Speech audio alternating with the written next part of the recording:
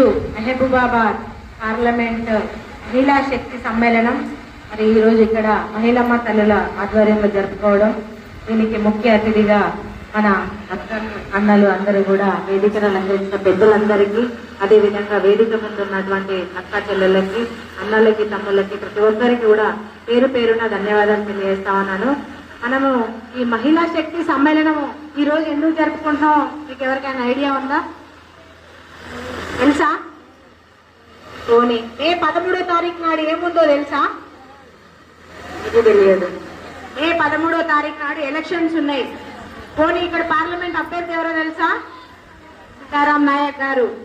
అవునా కాదా?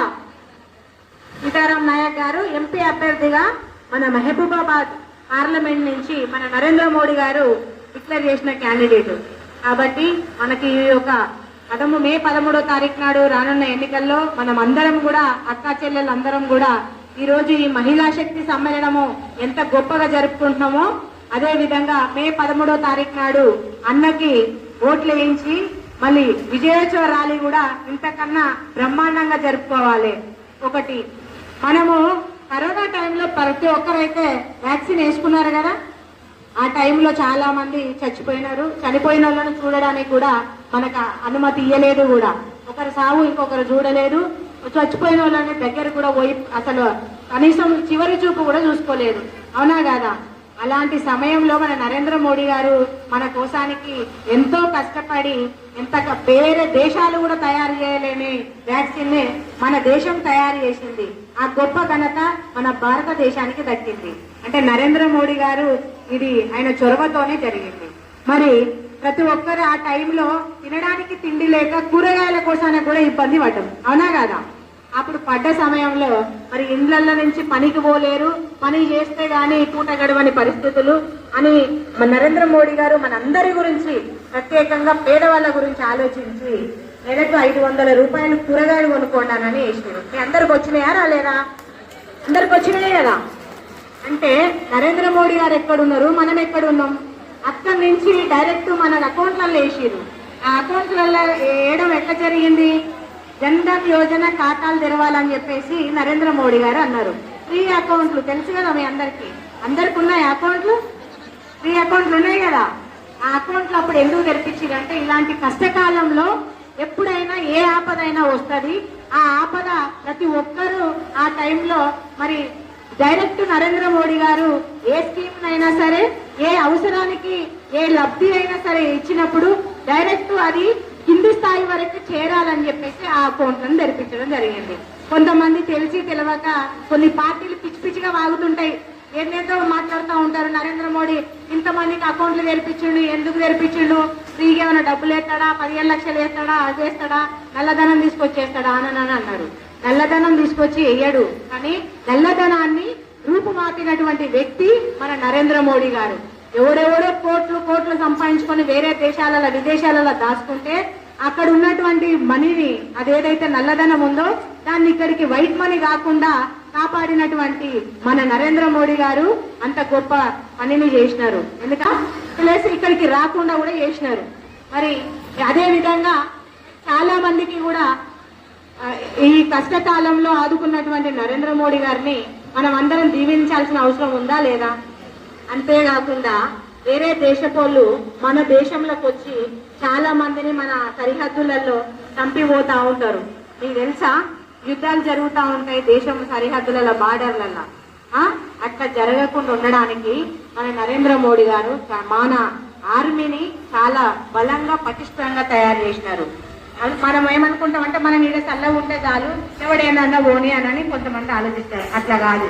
మన దేశం బాగుంటే మన జిల్లా బాగుంటది, మన స్టేట్ బాగుంటది, మన ఇల్లు బాగుంటది. అవునా కదా? ఫస్ట్ దేశం బాగుండాలి, దేశం తర్వాత మన రాష్ట్రం బాగుండాలి, ఆ రాష్ట్రంలో ఉన్నటువంటి మనము బాగుండాలి. పక్కోళ్ళని బాగా కోరితేనే మనం బాగుంటాం.